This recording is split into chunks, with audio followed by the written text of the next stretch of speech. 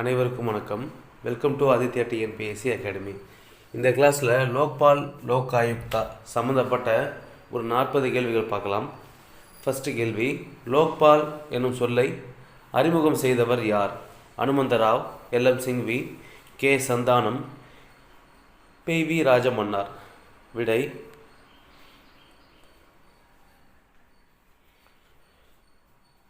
எல்.எம். சிங்வி. கேள்வி எண் 2, லோக்பால் மற்றும் லோக் ஆயுக்தா என்ற 2 அமைப்புகளை நிறுவ பரிந்துரைத்த ஆணையம் இந்திய நிர்வாக சீர்திருத்த ஆணையம், பினாகி சந்திரகோஷ் ஆணையம், வேங்கட செல்லையா ஆணையம், வீரப்ப மொய்லி ஆணையம். விடை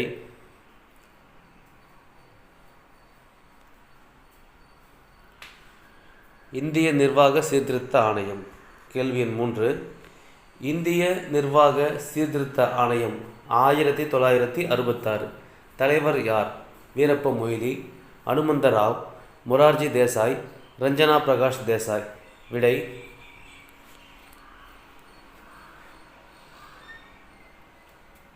மொரார்ஜி தேசாய். கேள்வி எண் 4, லோக்பால் மற்றும் லோக் ஆயுக்தா அமைப்பானது எந்த அமைப்புகளை பின்பற்றி உருவாக்கப்பட்டுள்ளது?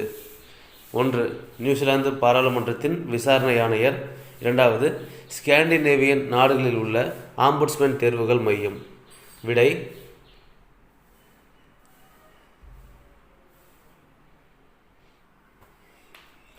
1 மற்றும் 2 மட்டும். அதாவது நியூசிலாந்து அப்புறம் ஸ்காண்டினேவியன் கண்ட்ரீஸில் உள்ள விசாரணை ஆணையர் அமைப்பையும் ஆம்புட்ஸ்மேன் தேர்வுகள் மையத்தை பேஸ் பண்ணி தான் இதை அமைச்சிருக்காங்க. லோக்பால் தலைவர் மற்றும் உறுப்பினர்களை நியமனம் செய்ய பரிந்துரை செய்யும் குழுவில் இடம்பெற்றவர்கள் யாவர்? பிரதமர், மக்களவைத் தலைவர், மக்களவை எதிர்க்கட்சி தலைவர். சிஜேஐ அதாவது இந்திய தலைமை நீதிபதி அல்லது இந்திய தலைமை நீதிபதியால் நியமனம் செய்யப்படும் உச்சநீதிமன்ற நீதிபதி. ஆப்ஷன் சி, குடியரசுத் தலைவரால் நியமிக்கப்படும் சட்ட வல்லுநர். ஆப்ஷன் டி, மேற்கண்ட அனைத்தும். விடை பார்த்துலாங்களா?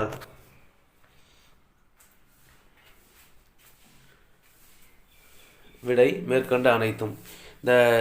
இந்த 3 ஆப்ஷன்லேயும் உள்ள எல்லாரும் சேர்ந்து தான் நியமனம் செய்யக்கூடிய நபர்களை பரிந்துரை செய்வாங்க. அவர்களை தான் குடியரசுத் தலைவர் நியமிப்பார். கேள்வி எண் 6, லோக்பால் மசோதா முதல் முறையாக மக்களவையில் எப்போது அறிமுகம் செய்யப்பட்டது? மே 1968, மே 66, ஜூன் 68, டிசம்பர் 69. விடை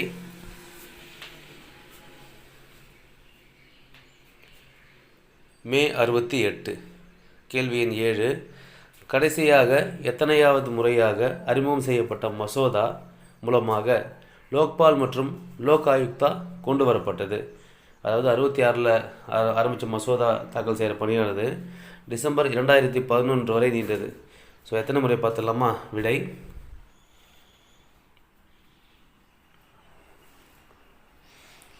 10 முறை. 66 இந்திரா காந்தி அம்மையார் பீரியடில் ஆரம்பிக்கப்பட்ட இந்த லோக்பால் லோக் ஆயுக்தா மசோதாவானது 2011 தான் 10வது முறையாக மசோதா தாக்கல் செய்யப்பட்டு நிறைவேற்றப்பட்டது. லோக்பால் மசோதா மாநிலங்கள் அவையில் நிறைவேற்றப்பட்ட தினம், ராஜ்யசபாவில் நிறைவேற்றப்பட்ட தினம். விடை பார்த்தலாங்களா?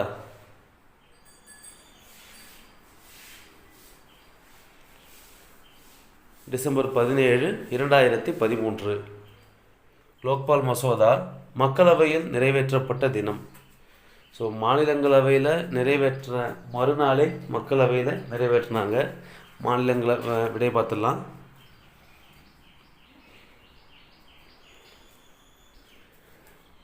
டிசம்பர் 18, 2013. லோக்பால் தலைவர் மற்றும் உறுப்பினர்களை நியமனம் செய்ய அதிகாரம் கொண்டவர் யார்? பிரதமர், இந்திய தலைமை நீதிபதி, குடியரசுத் தலைவர், பாராளுமன்ற நிலைக்குழு. விடை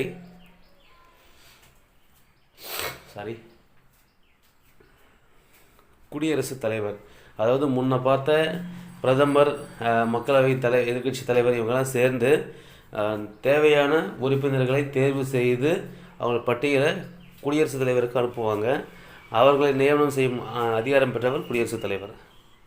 கேள்வி எண் 11, லோக்பால் மசோதாவுக்கு குடியரசுத் தலைவர் ஒப்புதல் அளித்த தினம்?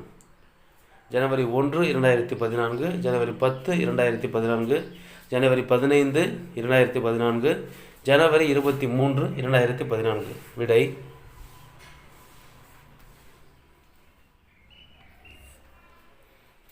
ஜனவரி 1 2014. லோக்பால் மற்றும் லோக் ஆயுக்தா சட்டம் 2013 ஆனது எந்த தினம் முதல் நடைமுறைக்கு வந்தது? ஜனவரி 1 2014, ஜனவரி 10 2014, ஜனவரி 16 2014, ஜனவரி 30 2014. விடை பார்த்துடலாம்.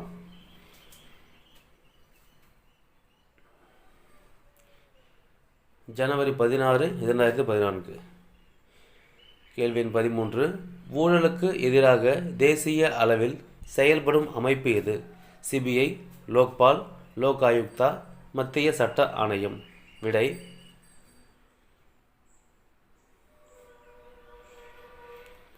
லோக்பால். கேள்வி எண் 14. ஊழலுக்கு எதிராக மாநில அளவில் செயல்படும் அமைப்பு எது? சிபிஐ, லோக்பால், லோக் ஆயுக்தா, மத்திய சட்ட ஆணையம். விடை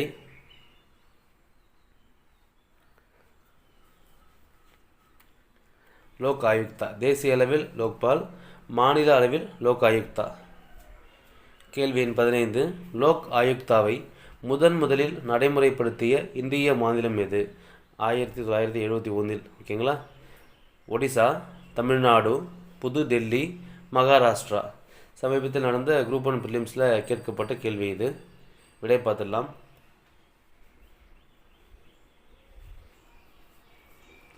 மகாராஷ்டிரா. மகாராஷ்டிரா தான் இந்திய மாநிலங்களிலேயே முதல் முறையாக நடைமுறைப்படுத்தியது. ஆண்டு 1971. லோக் ஆயுக்தாவை உருவாக்க சட்டம் இயற்றிய முதல் இந்திய மாநிலம் எது? அதை மகாராஷ்டிரா 71 உருவாக்கிட்டாங்க. ஆனால் சட்டம் கொண்டு வந்த முதல் மாநிலம் ஒடிசா, தமிழ்நாடு, புதுடெல்லி, மகாராஷ்டிரா. விடை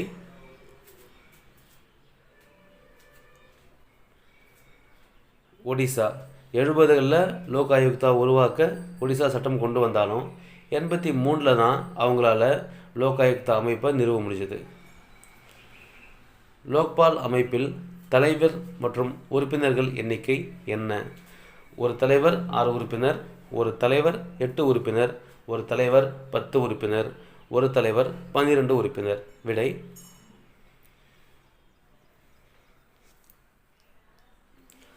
ஒரு தலைவர் 8 உறுப்பினர்.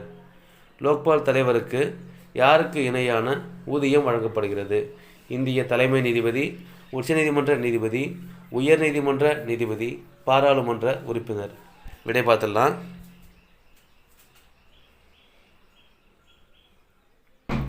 இந்திய தலைமை நீதிபதி. கேள்வி 18. லோக்பால் உறுப்பினர்களுக்கு வழங்கப்படும் ஊதியம் யாருக்கு இணையானது? இந்திய தலைமை நீதிபதி, உச்சநீதிமன்ற நீதிபதி, உயர்நீதிமன்ற நீதிபதி, பாராளுமன்ற உறுப்பினர். விடை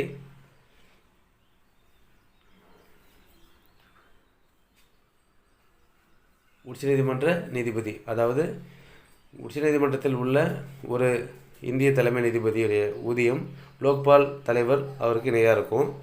உச்சநீதிமன்றத்தில் உள்ள 33 பிற நீதிபதிகளுடைய ஊதியம் லோக்பால் உறுப்பினர்கள் உள்ள 8 நீதிபதிகள் ஊதியத்துக்கு இணையாக இருக்கும். 19. தமிழக அரசால் லோக் ஆயுக்தா சட்டம் எப்போது கொண்டு வரப்பட்டது? 2015, 2016, 2017, 2018. விடை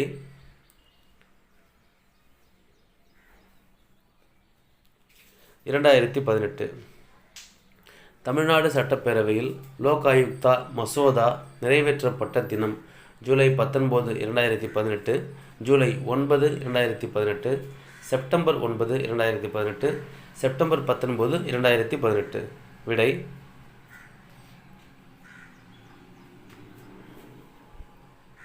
ஜூலை 9, 2018. தமிழகத்தின் லோக் ஆயுக்தா அமைப்பின் முதல் தலைவர் யார்? K. Thiruvasagam, S. Balasubramanian, P. Rajamanickam, P. Devadas. விடை பார்த்துடலாம்.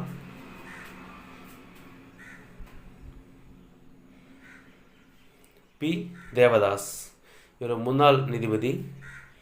தமிழகத்தின் லோக் ஆயுக்தா அமைப்பின் தற்போதைய தலைவர் யார்? முன்னாடி பார்த்த கேள்வி முதல் தலைவர், இப்போ கேட்ட கேள்வி தற்போதைய தலைவர். K. Thiruvasagam, S. Balasubramanian, P. Rajamanickam, K. C. Murmu. விடை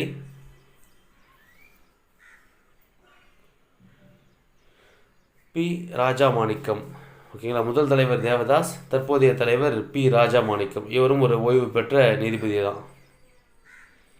லோக்பால், லோக் ஆயுக்தா தலைவர் மற்றும் அதன் உறுப்பினர்களின் பதவிக்காலம் எவ்வளவு?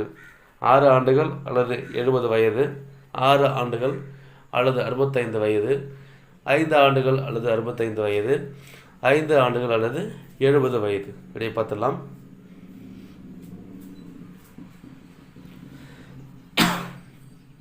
5 ஆண்டுகள் அல்லது 70 வயது. மாநில அளவில் லோகாயுக்தா அமைப்பின் தலைவர் மற்றும் உறுப்பினர்களை நியமனம் செய்பவர் யார்? குடியரசுத் தலைவர், ஆளுநர், பிரதமர், முதலமைச்சர். விடை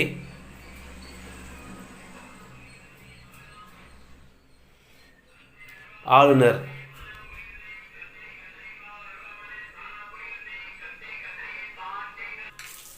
லோக்பால் அமைப்புடைய தலைவர் உறுப்பினர்களை குடியரசுத் தலைவரும், லோகாயுக்தா அமைப்பின் தலைவர் உறுப்பினர்களை அந்தந்த மாநில ஆளுநர்களும் நியமனம் செய்வார்கள். 25வது கேள்வி. லோக்பால் அமைப்பின் முதல் தலைவராக தேர்வு செய்யப்பட்டவர் யார்? பினாக்கி சந்திர Ghosh, A.M. Khanwilkar, B.C. Ghosh, A.K. Rai. விடை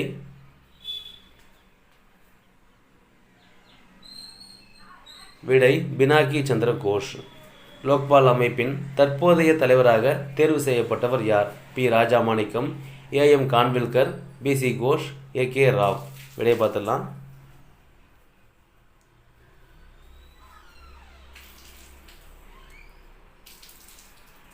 விடை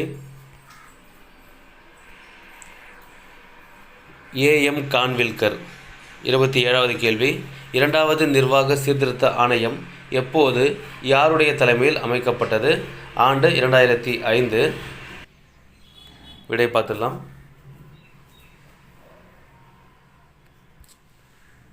வீரப்ப மொய்லி. 28வது கொஸ்டின் நம்பர் மாற்றிருக்கு. ஒடிசா மாநிலத்தில் லோகாயுக்தா அமைப்பு நடைமுறைப்படுத்தப்பட்ட ஆண்டு 1983, 1975, 72, 86. விடைய பார்த்துலாங்களா? 83. இந்தியாவில் லோகாயுக்தா அமைப்பை நடைமுறைப்படுத்திய முதல் மாநிலம் மகாராஷ்டிரா. சட்டம் கொண்டு வந்த முதல் மாநிலம் ஒடிசா. 28வது கேள்வி. லோக்பால் மற்றும் லோக் ஆயுக்தா சட்டம் 2013 ஆனது எத்தனை நாட்களுக்குள் மாநிலங்கள் ஒரு சட்டத்தை இயற்றி லோகாயுக்தா அமைப்பை நிறுவுவதை உறுதி செய்தது? அதாவது ஜனவரி 16, 2014 வந்த சட்டம் எத்தனை நாளுக்குள்ளே புதுசாக ஸ்டேட் கவர்மெண்ட் ஒரு சட்டம் கொண்டு வந்து லோகாயுக்தாவை கொண்டு வரணும்? விடை பார்த்தலாங்களா?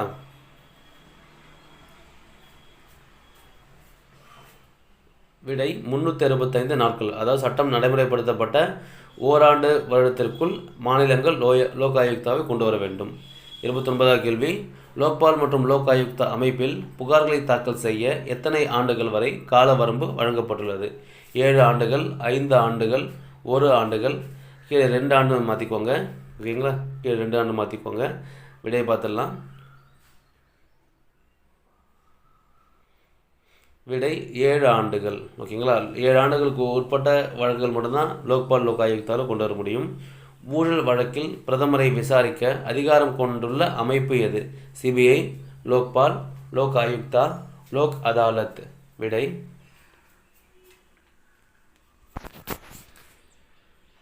லோக்பால்.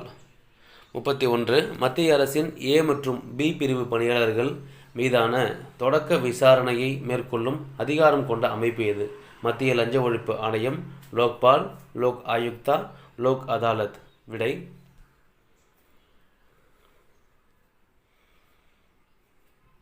மத்திய லஞ்ச ஒழிப்பு ஆணையம். அதாவது லோக்பால் அமைப்பு என்ன பண்ணுவாங்கன்னா, மத்திய லஞ்ச ஒழிப்பு ஆணையத்துக்கு ஒரு ஆர்டர் போடுவாங்க. அந்த ஆர்டரை பேஸ் பண்ணி சென்ட்ரல் கவர்மெண்ட் எம்ப்ளாயீஸில் ஏ பிரிவு பி பிரிவு பணியாளர்கள்ட்ட போயிட்டு இந்த லஞ்ச ஒழிப்பு ஆணையம் விசாரணையை மேற்கொள்வாங்க. கேள்வி எண் 32. மத்திய அரசின் ஏ மற்றும் பி பிரிவு பணியாளர்கள் விசாரணை அறிக்கை மீதான முடிவினை மேற்கொள்ளும் அமைப்பு எது? முன்ன கேட்டது விசாரணை மேற்கொள்ளும் அமைப்பு, இப்போ கேட்குறது அந்த விசாரணை மேற்கொண்டு அறிக்கை கொடுக்குறாங்க, அந்த அறிக்கை மீதான இறுதி முடிவை மேற்கொள்கிற அமைப்பு. விடையை பார்த்துடலாம்.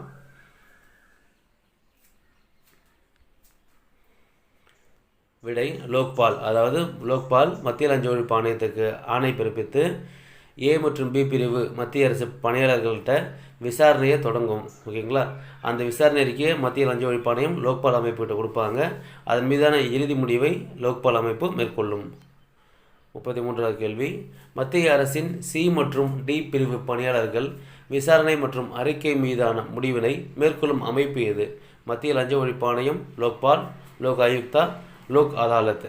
இப்போ கேட்டிருக்கிறது சி மற்றும் டி பிரிவு எம்ப்ளாயீஸ், இவங்க மீதான விசாரணையும் மேற்கொள்ளணும், அதே நேரம் அந்த விசாரணைக்கு மீதான முடிவை மேற்கொள்கிற அமைப்பு. விடை பார்த்துடலாம்.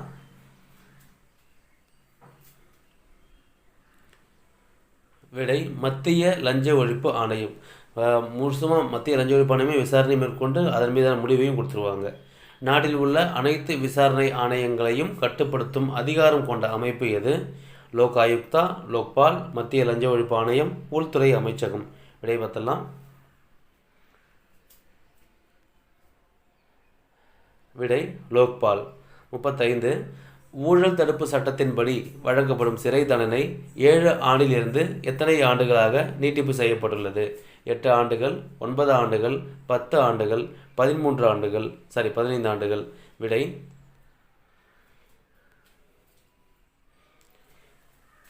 7 ஆண்டிலிருந்து 10 ஆண்டுகளாக நீட்டிக்கப்பட்டுள்ளது. லோக்பால் மற்றும் லோக் ஆயுக்தா அதிகார வலயத்தின் கீழ் வராத நிறுவனம் எது? ரயில்வே துறை, இந்திய நீதித்துறை, அரசு நிறுவனங்கள், அரசு உதவி பெறும் நிறுவனங்கள். ஓகேங்களா? ஸோ விடை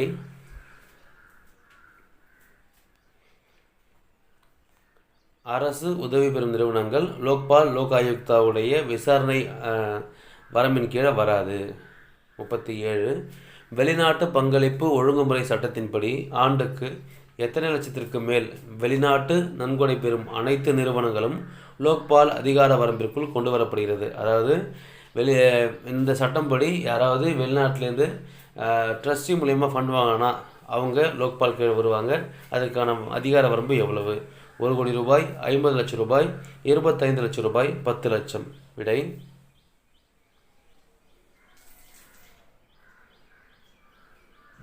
விடை பார்த்திங்க அப்படின்னா 10 லட்சம். ஓகேங்களா? அடுத்த கேள்வி, தமிழ்நாடு லோக் ஆயுக்தா சட்டம் எப்போது நடைமுறைக்கு வந்தது? 13 நவம்பர் 2018, 26 நவம்பர் 2018, 24 ஏப்ரல் 2018, 5 ஜூன் 2018. விடை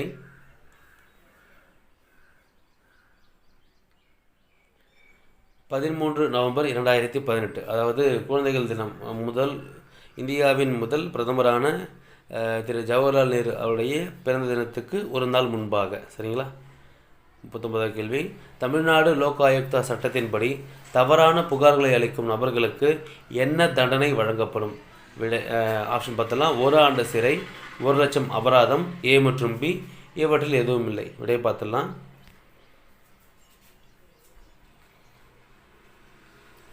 விடை ஆப்ஷன் ஏ மற்றும் பி. அதாவது 1 ஆண்டு சிறை அல்லது 1 லட்சம் அபராதம். திரும்ப சொல்கிறேன், 1 ஆண்டு சிறை அல்லது 1 லட்சம் அபராதம், இல்லைனால் இரண்டும் சேர்த்தும் வழங்கப்படும். ஓகேங்களா?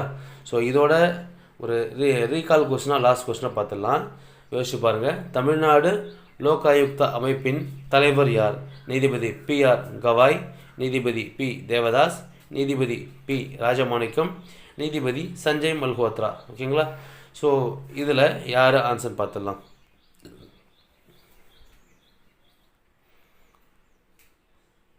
நீதிபதி பி. ராஜமாணிக்கம். ஓகேங்களா? So B.R.. கவாய் தற்போதைய உள்ள இந்திய தலைமை நீதிபதி, நீதிபதி பி. தேவதாஸ் தமிழ்நாடு லோக் ஆயுக்தா அமைப்புடைய முதல் தலைவர், நீதிபதி சஞ்சய் மல்ஹோத்ரா. ஓகேங்களா? இவர் நம்மளுடைய முக்கியமான ஒரு அமைப்புடைய தலைவர். முடிஞ்சால் ஆப்ஷனில் ஆன்சர் சொல்லுங்கள் பார்ப்போம். ஸோ இந்த வீடியோ பிடிச்சிருந்தா மறக்காமல் லைக் பண்ணிவிடுங்க. உங்கள் ஃப்ரெண்ட்ஸுக்கும் நம்ம சேனலை சப்ஸ்கிரைப் பண்ண சொல்லி ரெக்கமெண்ட் பண்ணுங்கள். ஏதாவது குறைகள் இருந்தால் கமெண்ட் பண்ணுங்கள். Thank you friends. அடுத்த கிளாஸில் பார்க்கலாம். அதோட டெலிகிராம் சேனல் லிங்க் வந்து டிஸ்கிரிப்ஷனில் கொடுத்துருக்கேன். ரெகுலர் அப்டேட்ஸ்க்கு ஜாயின் பண்ணிக்கோங்க. Thank you friends.